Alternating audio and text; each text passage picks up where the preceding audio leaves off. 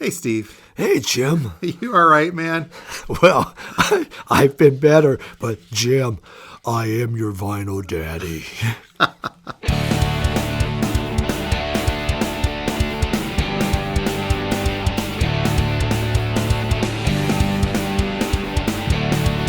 Okay, you know what? That sounded a little bit dirty, Steve. We're going to stay clean on the podcast, but welcome once again to Two Guys Talking About Records, a vinyl community podcast. My name's Jim. I'm a record store owner and currently healthy.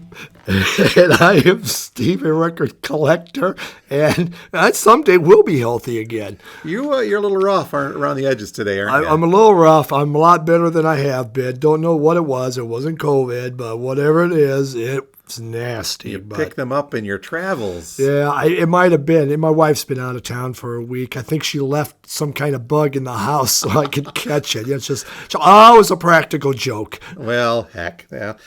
Here's to feeling better and spinning. At least you can sit and relax and spin, right? Yes, I can. Now, if you have been paying attention, we're on episode 28. It's just hard to believe. We kind of had a haphazard couple of weeks because of our schedule where we had to pre-record a couple, and then we kind of did a mishmash over the phone after we talked with Chance from Concert Buddy, which, by the way, was a very cool conversation. It was a lot of fun, and I hope everyone, take a chance and watch it from Concert Buddy. There you go. We'll share it to our respective social medias on each side when he gets the video up. There's an audio version, but I think we're waiting on the video. Yeah. But it was a nice talk, talking with other podcasters in the vinyl community to see how they do things, and always great to have them plug our stuff as well. Yes. But the basis for all of this kind of mishmash of hodgepodge, if you will, of the episodes was because each of us were kind of traveling on a different schedule. You went out west,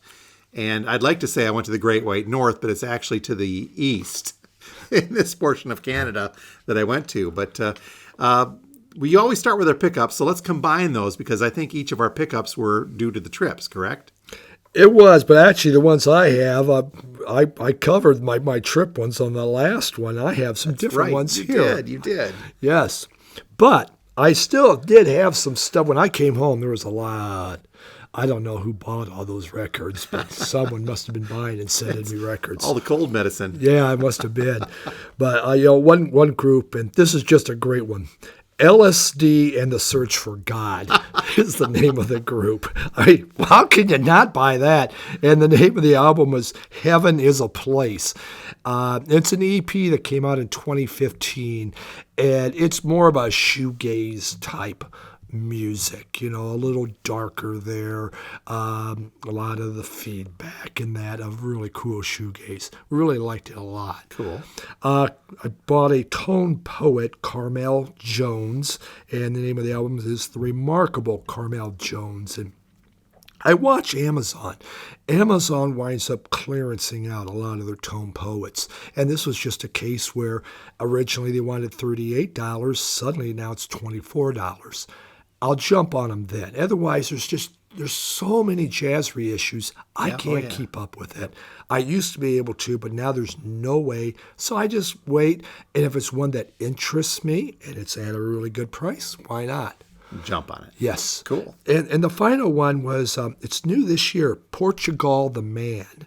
And he's had some other records out there, but I've never had anything. But when I was in Denver, we were at a friend's house of my son's, and he collects vinyl. So we're talking, and he says, hey, you got to listen to this. And the name of the album is Chris Black Changed My Life.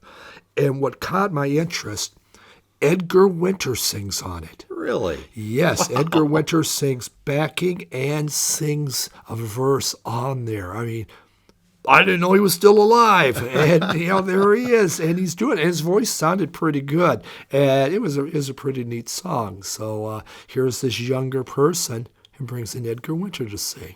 Very cool. Yeah. So what'd you get? Well, I don't make it to a lot of other record stores. We rely on you for that, and the stuff that I get normally comes in to the store, or I'll pick it up from our distributors. But going to Canada, as I did last week, I had a chance to go to several different record stores. Now, I was over in St. Catharines, which is almost to Niagara Falls. And I did go see the falls for about a half an hour. It was just me, but the rest of it was, going to this Rush tribute concert, which was fantastic, by the way, at Lakeside Park. I talk about it on my live on our YouTube channel a little bit more in depth, but had a great time doing that. Met some great folks from Scotland as well, and a lot of other great Canadian folks, including I even met Neil Peart's sister and talked with her for a little bit. It was really a neat trip.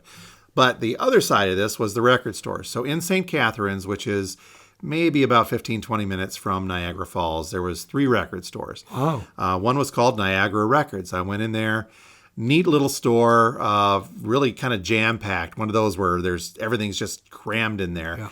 Yeah. And he had a good 80s section. And so I did some digging in there, and I could have done a lot more damage than I did. But I picked up some cool stuff. The second store I went to was all new vinyl.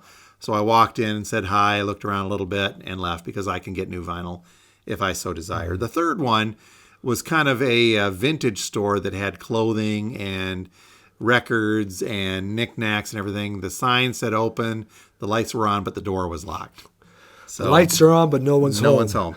So at the first store in Niagara, I picked up some great college radio stuff. I won't call it jangle pop yet because a lot of it's more of that southern feel. I picked up the Rainmakers Tornado, which is I love the Rainmakers as an 80s band. They're like the Long Riders, which oddly enough was another one that I picked up was the Long Riders State of Our Union. Yeah, it's a good album. Yep. So I got each of those, and that was very cool. I had them at one point in time many years ago, so I brought in some cheap copies. Not the best, but they're both Canadian versions. Go figure.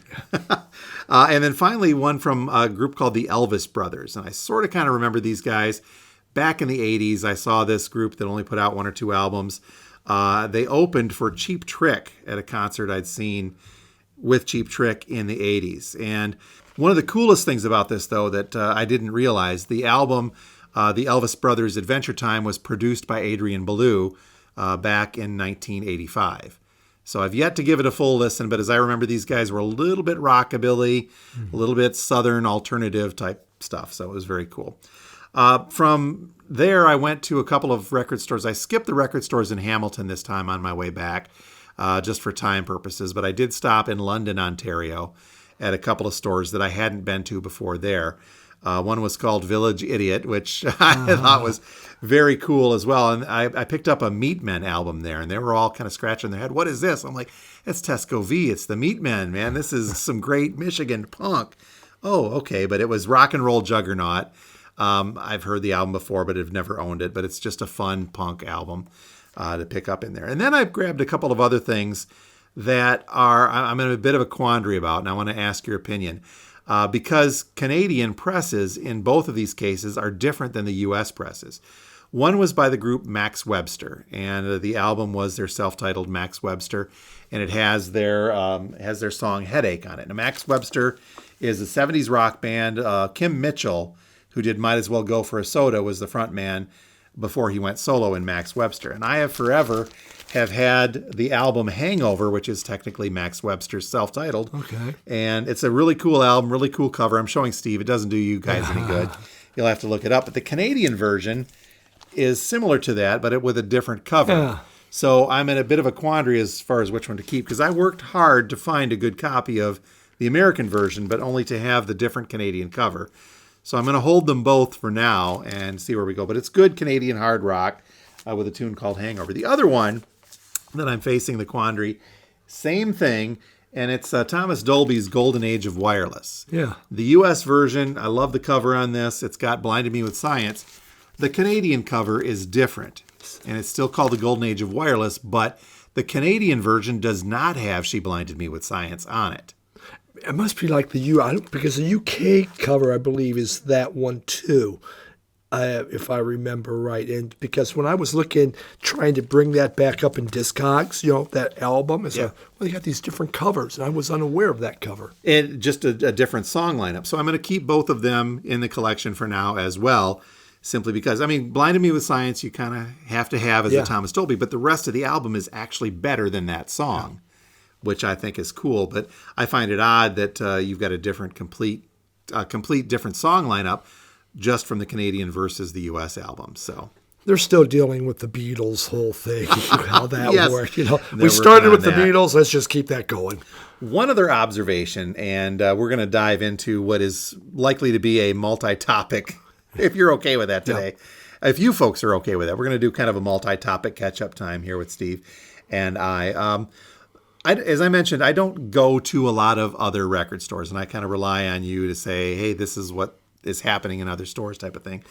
But the ones in Canada, and I know that there's an exchange difference between the Canadian money, which looks really weird, by the way, versus our money. So, you get a little bit more bang for the buck if you're buying in Canada.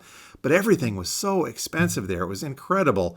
The first store I'd gone to in Niagara, the one that had the good 80s section, there was nothing under $5 in the store. And they were packed in there. The covers were worn. Nothing clean. Again, I'm spoiling folks here with this. But I was astounded that everything was $5 and up. Even things that typically I would put in our dollar room were at that $5 break point. When I got to London, the first store I went to, the Village Idiot, everything was $10 and up. There was nothing under $10. Wow. Their selection was better. They cleaned their records. Everything was in plastic in that one. So you're going a little bit better. But, stuff that I see or would put out here for $4 or $5 was a minimum of 10. And then they had some more expensive stuff, of course, down the line there. The last store I went to, and I forget the name of it, another one in London, everything was expensive. They had a great punk section in there. And they had a great rock section. But I even took some pictures of their price tags in this last store, Steve. And they actually had price tags that said not a typo. $100 for a Cure album, not a typo. There was another one on a Led Zeppelin that said, "Holy is this really $50?" Yes, it is. They had other ones that said inflation. That's why this is so expensive. So they at least had a little bit of a sense of humor, but their stuff was just outlandishly, not outlandish, but in some cases priced very high. Pushing high as far as if you were to look in Discogs up toward the near mint status. And I felt bad the other day talking to you folks about I'm going to have to make sure everything's going to start at $3 now because our prices for the poly sleeves went up. And am I missing out on this? Am I, with that $5 break point for records seemed to be at least the minimum for some of the stuff I've gone to. On my channel, I do a lot of record store tours. Yep. And I flip, and I try to do it so people can see prices out there. Because a lot of the comments then, whoa, my God, they want a lot for that. Or, oh, my, people kind of freak out on some of this stuff. The fact of the matter is prices are going up on all of this. Again, it's just supply and demand. We've talked about that before. You see it happening. Now, like the place I went to in Denver, I bought 4 albums. I went in, I put them into Discogs. Discogs medium price, they maybe were $2 above Discogs medium price. I felt okay with that. I didn't feel like I was being ripped off with something like that. I have gone to places, though, and it's a VG, maybe VG Plus album, and they're asking near mint prices for it. Yeah. Because, as one person said, I know it's really good, and if someone really wants it, they're going to spend to get it. They just know. He wasn't in a hurry to sell it. Someone eventually will get it.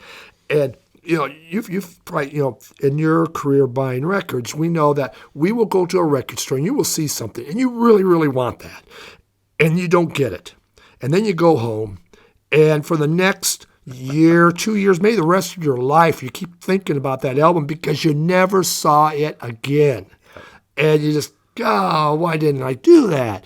And I've had that, and I'm more apt to jump at something like that because I'm just afraid I'll never see it again, and I really, really want it, and I may pay more than I should. That comes back to the supply and demand, and your demand is I've never seen this. Yeah. So it's not to say here at our store I don't have pricey albums, because I do. We put stuff out for $20, $30, depending upon the pressing, but we go through that extra mile to ID them and tell you specifically what they are. But the other side of that is I like seeing, high schoolers when they come in and they find a record for $2 or $3 that is maybe a little beat up. I had a Zeppelin out the other day, a Zeppelin 4 for $5. It was a little crackly and in Stairway, you don't want to hear crackles, But some kid who doesn't have 25, $30 to spend on a primo used one or a new copy, that's gold to them. It is. And that's what you need to keep the hobby interesting for these young people. Is you have to have some affordable albums out there. And when you can get a classic like that, and then they're at home going, God, this is really, really good, they're going to come back and get a better copy. If they really, really like that, they're going to save up. Yep. I'm going to get one of these that's really, really good. But you got to start them somewhere. Sounds like drugs, doesn't it? Wow. We're hooking them young. Yes, I guess so. Here you go. $5. Yeah. Rant over. It is what it is. The economy is what it is. The prices are going up for just about everything everywhere. So that's how it is. Will I continue to offer $3 and $4 records here? Yes, I will. But again, for me, it's always been, I want to make sure that this is as affordable as possible for people, but at the same time, I'm a business owner and I got to make payments on stuff too. Yeah. But you got to turn your inventory. If it just sits back there, if you have a dollar room and you try to jump up those dollar, prices, it's not going to go anywhere. And then you're just, you're hosed with that too. Next thing you know, we'll be close to antique mall store prices. Yes. And we don't want that. Yep. Okay, so moving on, let's switch gears and talk about some new records. And this is an interesting thing. We've talked about Rhino Records as a label and how they're kind of getting their way into the high-end audiophile market. Mm-hmm. But one of the things they've also been known for is some affordability on, reissues. And they do a thing every year in January called Start Your Ear Off Right, a little play on words. But their biggie tends to be in the fall with an event they call Rocktober, where they have a whole slate of releases that they release, several a week, every week during the month of October. Well, we just got the Rocktober list, and I wanted to share that with you. You've not seen it yet, have you? Nope. So let's go through this list real quick. If you guys are curious, too, these are all going to be new repressings. And what they do to really help that interest to kick up a notch is by making them a unique color. Looks like most of these are going to be clear this year, but there's some other splatters kind of tossed in there. Very unique. Is clear a color? Yeah. It is when it comes to vinyl. So the Rocktober list, let's see, and prices are fairly reasonable, like $25 for most of the single LPs in this. So on the 6th, it looks like we're getting Bad Company on crystal clear vinyl, and their greatest hits from Bad Company, 10 from 6 on translucent milky clear vinyl. Also on the 6th of October, Buffalo Springfield's again. They're doing a mono reissue, which is kind of an interesting take in this more modern world, but that must be a different mix. And rounding things out on the 6th is a clear vinyl version of Inagata Davida from Iron Butterfly, and 3 from the MC5. Wow. Good to see some Michigan acid rock represented, but we're getting High Time, Back in the USA, and Kick Out the Jams, brothers and sisters. You know what I mean, in there. Yep. So those 3 there. Oh, and there's one other one, Stone Temple Pilots, Thank You, and Matchbox 20. Wow, I guess I was wrong. There's a lot more on the 6th. Matchbox 20, Yourself or Someone Like You. And then there's other Matchbox 20 later. But Portugal the Man, Woodstock is also on there. So that's your first week. That's a good slate for the first week. I was getting worried because they were like all these 60s albums. And it's like, usually Rocktober, I was buying like Talking Heads or, stuff from the 80s. They were generally, 80s. Yeah, newer albums. They're from the 80s. Oh boy, that's not new anymore. I get it. But, I'm surprised at how far back they went on some of that. So it's good to see stuff like Matchbox 20 and things also getting it. The MC5s, though, those OGs, that may knock down the price of some of those OGs on the MC5s, too. Yeah. Because those are up in the $50, $60 range in nice shape.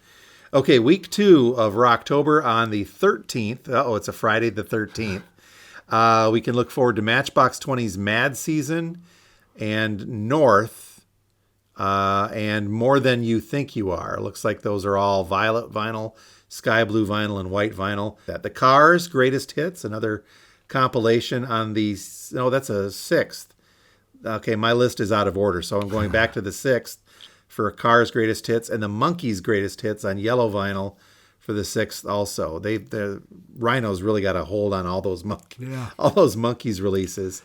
Yes singles. This is interesting. Yes songs, but this looks like it's a new compilation of Yes singles, as well as a Foreigner, self-titled Foreigner, and Aha's The Hunting High and Low. Thank God. No box set, but just the album there. There's your Talking Heads. There's a True Stories coming on Translucent Red, which is kind of a cool one. Price point on that looks to be about $25 as well. And Little Creatures on Sky Blue vinyl, also on the 6th. Wow, most of these are kicking on the 6th. That's interesting. Yeah. Gives you a whole month. Unless they're switching them around on me here. This could just be a preliminary list where the dates are all wrong because they would want to spread these out. Rounding things out in Rocktober, we're looking at Astral Weeks by Van Morrison on olive vinyl for $25. ZZ Top, The Best Of, not a greatest hits. I wonder if this is a new compilation from them on blue vinyl. Fleetwood Mac's Mystery to Me on ocean blue vinyl. That's a good record. Oh, and Talking Heads Naked on opaque purple vinyl. And then the only big dollar one that I'm seeing on here, other than there's a Matchbox 20 that's $35. Mad Season is $35. I'm sorry there. The only big one I see on here is a reissue from the band doing The Last Waltz, which looks like that's coming in at a $60 price tag. And that's going to be a multi-record set, I would imagine, on there too.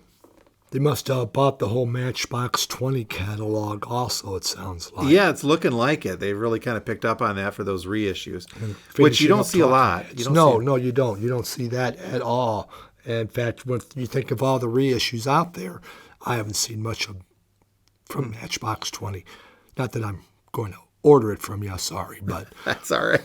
But I mean, that could go to folks not seeing them. There haven't been a lot of reissues, especially from the compact disc era. So this could be kind of big. One of the other things that happens, and I've noticed this with the past couple of Rocktobers and the January event, is that the pressings are limited. They don't tell us what they're limited to, but the demand on these things are incredible. And if you don't get them in that first week of release, then you're not going to get them because they don't press extras. Yep, I found that to happen before when you've had them in. I go, hey, can you get me another one? And you're unable to get it. No. Yeah. So if you do want them. Yeah. So contact your local record store. We do our new release show on our YouTube channel for the Radio Wasteland channel. And I mentioned the Rocktober stuff today and just ran through the list. As we get closer to October, we'll give more details on that. But by all means, check out your local record store's website or go to the Rhino website. Get the info on these. Get the official, because I think I got a few of the suggested prices wrong. My list is just coming from an email, so I'm not quite certain how. And I really am concerned that everything looks like it's either the 6th or the 13th. So they're going to be spread out a little bit more with those releases. But they do sound good. But it's a good batch. It is, yes. So it's also good, too, to see that Rhino is holding true to a lot of their more... It's tough for me to say the $25 to $30 range is budget vinyl, but these days apparently it is. Yeah. Okay, so one other topic we wanted to hit on today was a news article that came via our official producer, Kim, who's passed this on. It's an article from Analog Planet, the website / news source there. A new company called Onyx Records press plant is opening up a new pressing plant in the Los Angeles area that is geared toward music by independent artists. And we've talked about this whole demand issue several times on our podcast. It's neat to see that there is a new pressing plant coming online. Yeah. And it's even better to see that they're going to cater to indie artists more than anything, because as this demand continues to grow for vinyl, whether it be Rhino or somebody like Taylor Swift, who presses a gajillion copies of whatever her next release is, that takes up pressing plant time and resources. Yeah, if you're an independent, you want to get something else, you are put onto the back of the list. I mean, I've known some people, and they've had to wait 8, 9 months to a year just to get their album pressed because it's all booked up. Yep. Really tough. Yeah, and a lot of we are friends with a guy by the name of Brett Mitchell, who released he's a mid-Michigan artist as well, northern Michigan artist. He released an album on vinyl. It took him close to a year to get that done, and he had to go to Canada to get his pressed. Yeah. And I was Michael Christensen, Yes. who we've both met. Yep. He just recently had put out an album, and he went to Canada because in Canada he could get 100 copies pressed. In the U.S., the minimum was 250. If you work and pull strings and do whatever, you can get a smaller amount, but the price goes up. Oh, yeah. So, in Canada, he can get about 100 done, about $19 an album. Still spendy, but it's better than having a big crate of albums just sitting there as you're trying to sell that. But, as I was talking with him, he goes, you have to go to either Canada or the Czech Republic to get these small batches done. In the U.S., they won't do that. And so if you are just starting out as a brand new person, you want to get something recorded on vinyl, because that's what's hot, it's almost impossible. Yep. The owners of this new pressing plant in California told the Analog Planet magazine it's vinyl is a great way to connect with listeners. We have talked about that, the look and feel, but he continues that as an independent artist himself and a label owner, he's faced the problem that so many of the other indie artists and his colleagues have faced, is how to get that vinyl made when so many plants, as you said, ask for those minimums or unrealistic wait times. If you're an artist, you want to get your music out to people as soon as you can. And the idea that you can offer it instantly through the digital is great because people can listen to it. But then what happens? I release this digitally. Okay, folks, you love the song, but now you got to wait 12 months before you can get a physical copy of this on vinyl. That's a little unrealistic. It is, and people will forget about it by then. Yeah, oh yeah. Yeah, it's way too late. So to be able to do this quick, and I know Michael, again, I bet you, is Brett on Bandcamp? Yeah, he is as well. Yeah, Michael Christian's on Bandcamp too, so you can get these albums from them on Bandcamp, which is a great place to help these people. Yep. But he said when he went to Canada, he got it done really quick. He was surprised how fast they were able to get his records produced. So again, they're doing better in Canada to help these, new artists trying to get it, pressed quickly. You know what, too, for a lot of these independent artists that don't have a major or even a mid-sized label backing them, this comes out of their pockets. They're doing it as a labor of love because they want to share their music, and the people that want their music want it on vinyl in some cases. So they have to really kind of front this up and then hope that they're going to be able to sell these. Yep. They have to go from store to store themselves, trying to get it put into the shelves and get people interested in their music. So. Yep. And, Brett was very happy to have. He's had his stuff in the record stores all around the area. And I know Michael beats the street to get his out. He's brought him some stuff here. And I know that he's had him in some of the other stores in our area, at least, and down in the Detroit area as well. Yeah. Yeah. So I think it's great that a plant's being opened, that's going to help within the U.S. to do this, as long as the amount of albums required is kept low. Yep.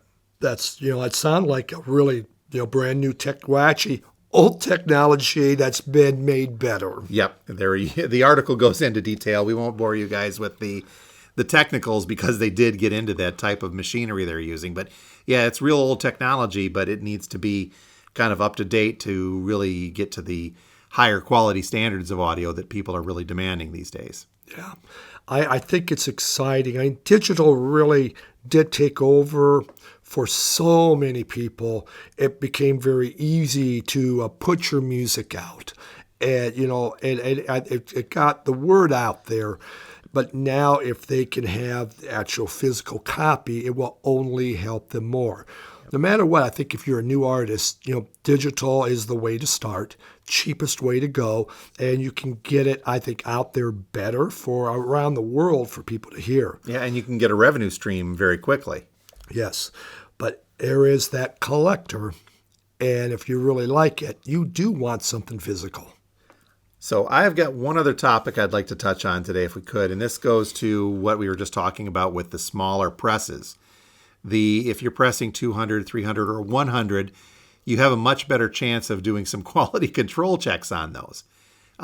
There's been a really kind of an odd occurrence here the past couple of weeks at our store where I have gotten more returns of new vinyl than I have at any other point in our store's history. And I'm talking probably about 4 to 5 records in the past 2 weeks where we maybe have gotten 1 or 2 over the course of, 5 or 6 months. And I don't know what to make of this because the result of warpage is what most of these are coming. You had one you brought back as well. Yeah. It was just, the Julie Cruz's album, and it kept clicking, and I could put up with a few clicks. I'm not going to get all excited, but then it hit a spot where the needle wouldn't move anymore, and I had gone downstairs. An hour later, I come up, it's still in that groove. It's still going. And it was a groove warp, so it wasn't visible. Yeah. It wasn't. We had somebody else bring back a Black Crowes album. It was a triple LP set, packed so tightly into a gatefold, and it had like a little pop-up thing in the gatefold, which could have had something to do with it. Obviously, we exchanged it. I had another one on the shelves, but we opened it up, exact same thing, an edge warp that could possibly have been caused by that packaging. Luckily, I can send those back and return them, but something's going on because this is happening a lot with some of these coming in. My thought could be, here in mid-Michigan, it's been a nice summer. I'm not going to complain. Mm-hmm. A couple of hot days, a couple of nice, cool days, and lots of great, that middle ground days. Not so in the southern U.S. Yeah. They've had some hot. And these records travel by truck. They travel by plane in some cases, but mostly they'll be in hot delivery trucks. Could that have something to do with it? It does. I have friends down in California. They will not order records online during the summer.